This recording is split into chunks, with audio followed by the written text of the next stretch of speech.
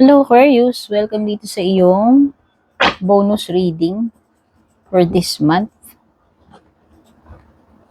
Check natin kung ano yung mga messages. Sun, Moon, Rising, Venus, or Cross Watchers.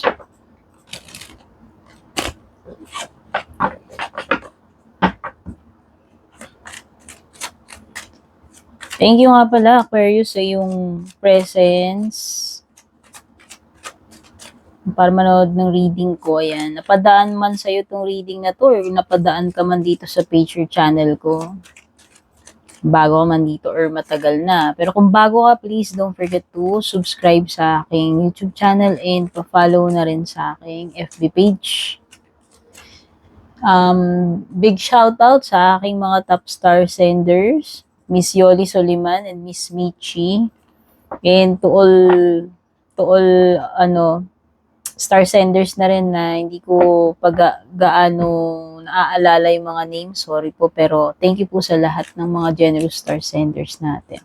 Pati na rin po dun sa mga hindi umaalis sa membership sa sa YouTube ko, pati na rin po dun sa mga bago, pati na rin dun sa mga bagong nag-avail ng subscription sa FB page ko, tsaka dun sa mga hindi rin umaalis.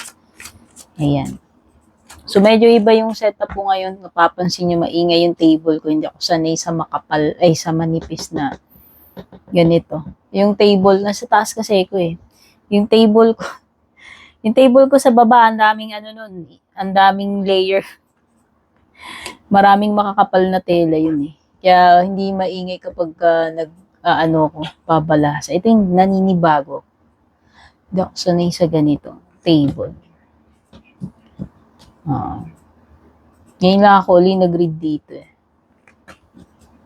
Kaya iba rin yung tsura ng iba yung sapin ko na ginamit.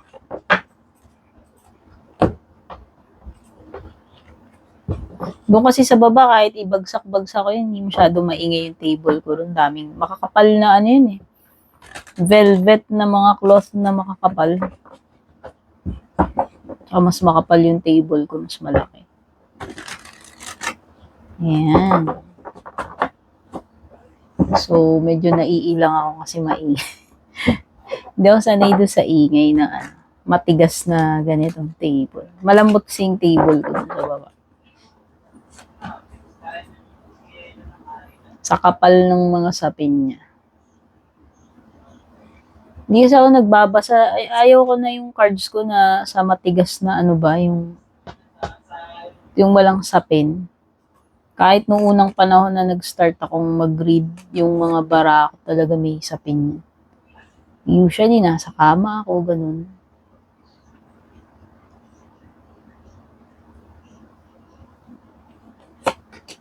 Okay. Kunin ko muna yung mga numbers na nakikita ko sa cards, no? Yung mga numbers na nandito, 83, 12, 49, 45, 33, 7, 1, 20, 10, at saka 9. Kung ano man ang paggagamitan mo yung mga numbers na yan.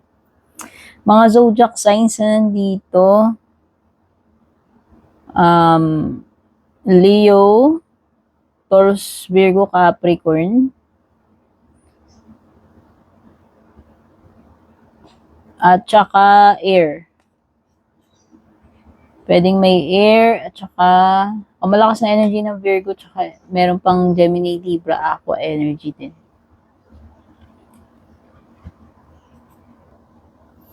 Okay, nakakakita ako ng mga parang awayan dito. So, hindi ko alam kung sino yung mga parties involved, pero mukhang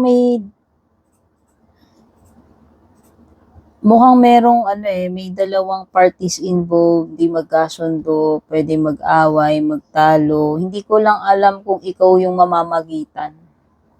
Yan. Kasi lumilitaw dito, merong nasa gitna eh.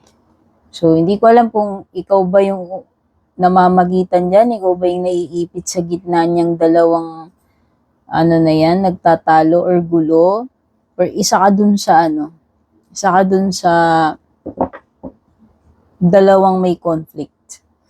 So, either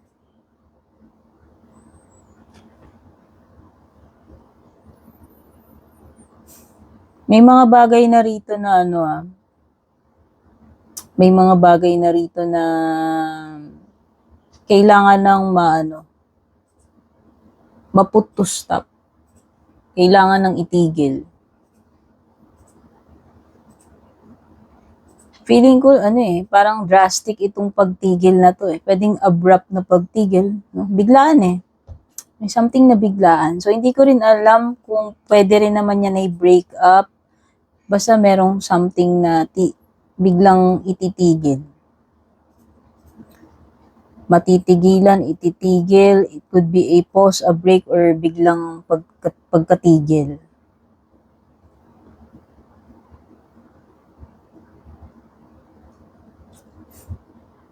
Pero alam mo, ang maganda kasi, ang nakikita ko doon, although nakikita ko na parang may dalawang partido na hindi magkasundo, magkaaway, pero parang meron ng matitigil dito eh, since lumitaw yung stop. So, pwedeng yun din ang indication na kung sino man yan, na parang hindi mga magkasundo-sundo, kung isa ka man dun sa dalawang parties na hindi magkasundo or kung ikaw man yung namamagitan dito, nakikita ko na magkakaroon na ng ending pagtatapos dyan sa na yan mga problema na yan trouble na yan or awayan na yan. Okay? So, para sa akin, magandang balita yun. Nakakakita rin kasi ako ng reconciliation, ng pag-aareglo, pag-uusap-usap, no? So, yan naman pala. Meron naman palang matatapos na rito ng mga problema na kagaya ng ganyan. Lalo na kung meron mga trouble, hindi magkasundo-sundo dyan. Wow, meron kang treasure dito. Yan ay abundance.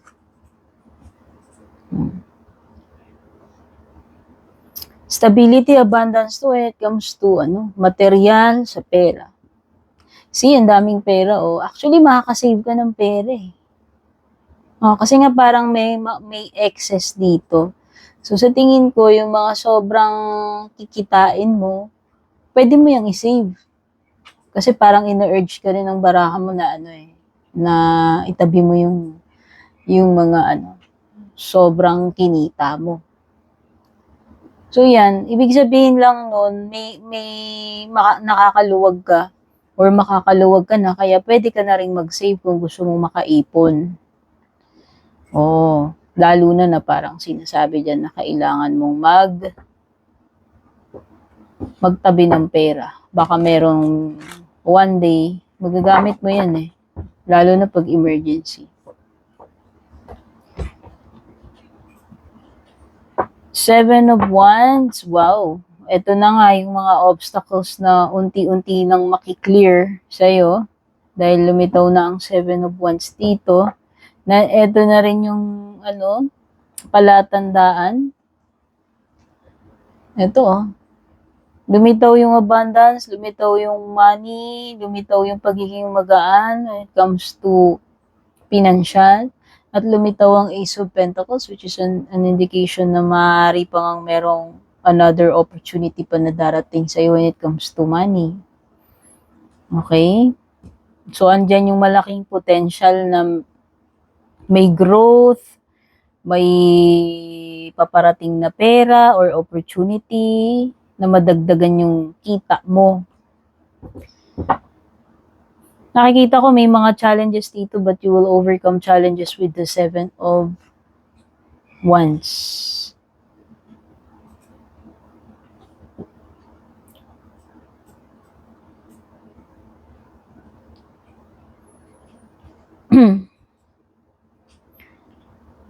When it comes to love life, meron something dito na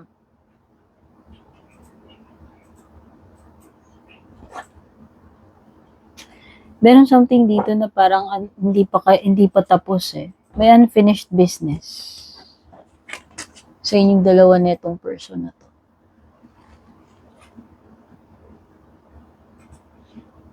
May mga repeating cycles eh. Actually, parang could be something na paulit-ulit na nangyayari or nangyari na before and Alam mo yun, parang andun na naman yung tendency na pwedeng umulit uli. Yan nangyari na yan. So, hindi ko lang alam kung tungkol saan yan. Pero kasi, I think merong mga bagay dito na hindi pa talaga totally nabigyan ng closure kung nagkahiwalay man kayo nito. Parang, oo. Merong mga bagay dito na parang hindi nabigyan ng linaw sa inyong dalawa nitong person na to. So, hindi ko lang alam kung sino sa inyo yung parang hanggang ngayon, nag-expect pa rin na one day, mabibigyan ng kaliwanagan yung mga bagay na yan tungkol sa inyo tungkol sa inyong dalawa nitong person na to.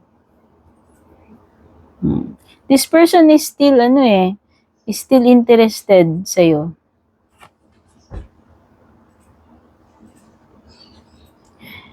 Could be nga na pwedeng pwedeng sinusubaybayan ka pa rin niya sa social media. Alam mo yun, pwedeng nag-i-spy or sinusubaybayan ka pa rin itong person na ito. Inaalam-alam niya pa rin tatanong-tanong pa rin siguro, nagre-research about you itong person na to until now.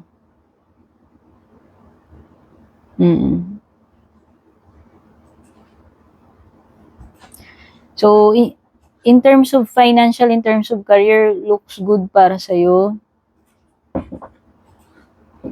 Nakikita ko dyan na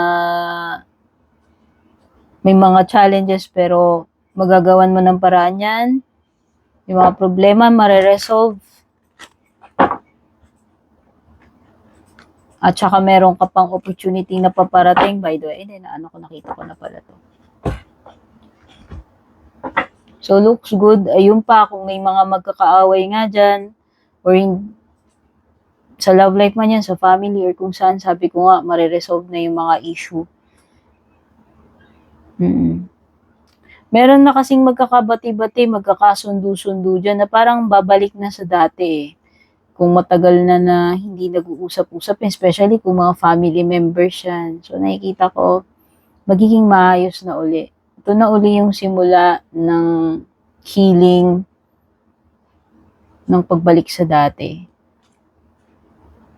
Nakakita rin ako ng mga new workmates dito. So, hindi ko lang alam kung nagpaplano kang lumipat, or baka merong biglang opportunity since nakita ko nga na parang may opportunity na darating sa'yo na maaari kang may mga new possibility sa'yo sa pera, sa career.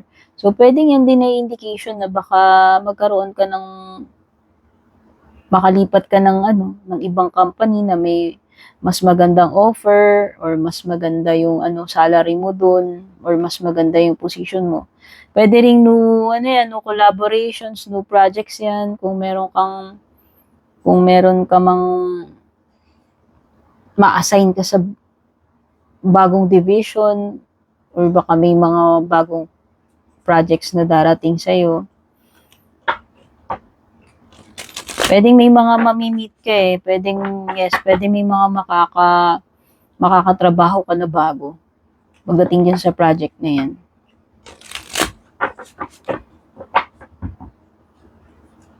Basta nakikita ko lang dito whether this is a past or an ex is merong person na nakikurious sa'yo. Yan. Kung hindi man yan past or ex mo, pwedeng may new person. Kasi page yan And itong person na to is kinakikitaan ko na nagkakaroon siya ng interest sa'yo.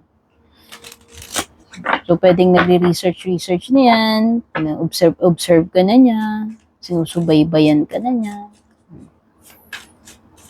Kasi page also is about communication. So, pwede kang may ma-receive talaga na message, email, or phone call. Baka makipag-communicate yan. Ayan kasi parang Knight of Wands sa bottom Pwedeng, itong person na to, ayaw niya kasi magpadalos-dalos. Pero andun yung willing siya na willing siyang mag-make ng move sa'yo. Okay? Whether new person yan or past. Yes to your question. Kung meron ka man daw katanungan na matagal na dyan sa isip mo, yes is the answer to your question. There is not enough faith to manifest your desires. Yan. So, kulang ka sa kulang ka daw sa faith when it comes dito sa bagay na gusto mong mangyari. So, importante yun. Importante yung hard work. Importante rin naman yung faith natin. A protection spell is needed for this situation. Whoa! Di kasi ako mahilig sa spell at ayoko niyan. Pero lumitaw yung paraan na yan, baka para sa'yo yan. Kung hindi man siya about spell, kailangan mo lang ang ibig na sabihin yan, alagaan mo, ingatan mo to. Kung ano man yan. Kahit na hindi related sa spell. Okay? This situation will backfire. Wow! O yan na nga, huwag ka na mag-spell kasi nga, yung mga spell na yan, may karma yan eh. Lumitaw kasi yun. Pero sabi ko nga, pwede rin namang hindi siya about spell. Kung ano man yun, ingatan mo na lang. Kung ano man yung bagay na situation na yan. Pero kung ano man tong tinutukoy dito, meron dito magbubumerang. Kung spell, spell. Kung iba, iba. Okay? Merong magbabackfire eh. Either sa'yo or dun sa taong gumawa sa'yo nun. Okay, so yun yung mga na-pick up ko messages dito sa yung reading. Kita-kits sa susunod. Take care, babush, Godspeed.